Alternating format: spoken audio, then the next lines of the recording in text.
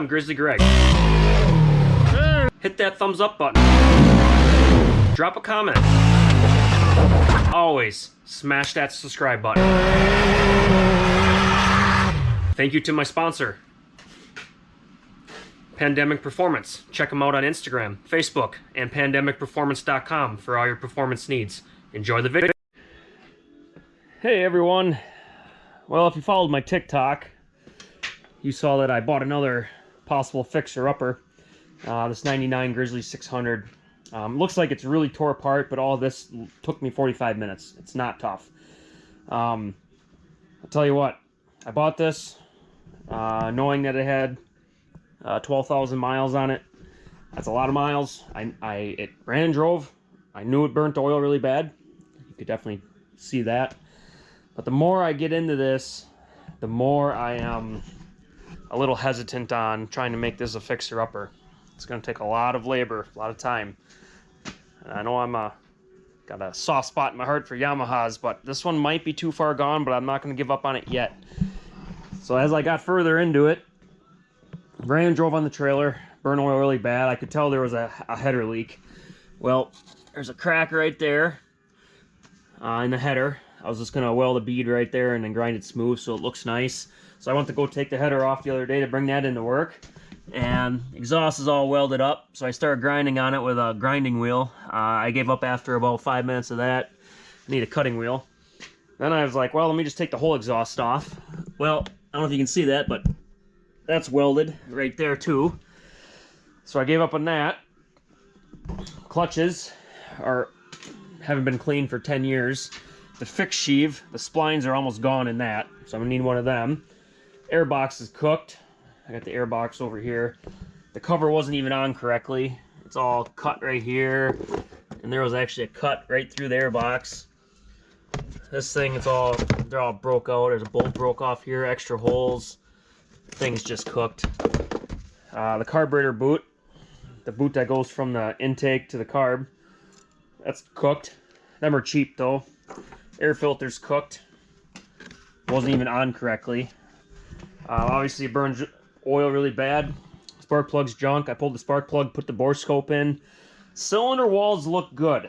So what I think the deciding factor about this project is going to be when I get the head off and pull the jug off and look at the jug. If I don't see any hairline cracks and everything looks okay and I don't need a jug and just rings and a piston, that's the difference between like a $150 rebuild kit versus like a $600 rebuild kit. That jug is expensive.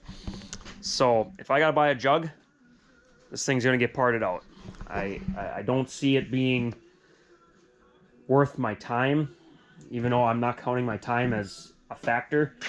I come out here and do this after I put, the kid down for bed. And instead of watching Netflix for 2 hours, I come out here and wrench for 2 hours. I'm just trying to make a dime doing that. But, like this bumper I knew was broke. That I was going to straighten back out, give this a nice silver sparkly color paint job. I was going to touch up the shocks, touch up the air arms with paint, just to make it look a little nicer. Obviously, shine all the plastics up.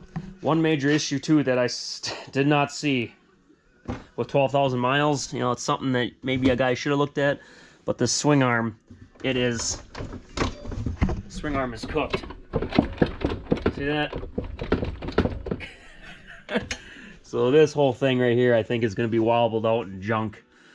A guy could, fix that in a cheap way, but that's not the right way to do things, as far as I'm concerned. So, yeah, Grizzly 600 with 12,000 miles. If you guys look me up on Facebook, Grizzly Greg, if anybody wants this machine, I got it pretty cheap. As long as I get my money back, I think I would probably consider just dropping it and getting rid of it if somebody just needs a parts machine. But them are the things that are majorly broken at. Front diff is good. Four-wheel drive works. All the drive shafts are good. This wheel bearing's a little wore, but the knuckles look like they're all good. Tie rods are tight. A-arm bushings all look good on the front. The whole front end's pretty good. This fan works just fine. It's got a winch on it. That works just fine. Oil cooler works fine. 90% of the clutches are good. Belt's good. The clutches were one thing that looked halfway decent, to be honest with you. Carburetor works. You gotta shut the gas off right away, otherwise it leaks out, so it probably just needs a good cleaning or a new needle and seat to stop that gas flow. Rims and tires, they hold air. It's been sitting in here a week and a half and they have not gone down in air pressure at all, but they are weather checked really bad. So all the brakes work.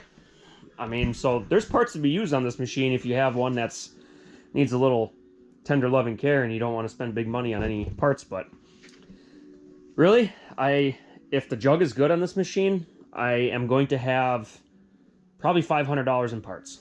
I'd buy all used stuff off of eBay, and that would get this thing up and going, and I would still probably turn a little bit of a profit on it. But I wish the tires were better. The 12,000 miles is not a good selling point at all, and just the overall rough shape. You know, that even though the plastics are all there, that's a big thing I look at too. So, but yeah, if anybody wants it, look me up on Grizzly Greg, send me a DM, and we can talk if you're in the Appleton, Wisconsin area. So, but otherwise, yeah, look for further videos if you guys are interested in this type of series. Gun hunting's this weekend, so after gun hunting's done, I'll be back to hopefully trying to plan a couple of little rips with these Grizzlies and finally look into that four-wheel drive issue that I've been putting off for the last 2 months because I've been hunting. So, all right, I guess thanks for watching again. Hopefully you guys ain't getting bored of my channel lately. That's all I've been able to do lately, so appreciate it. Stay tuned.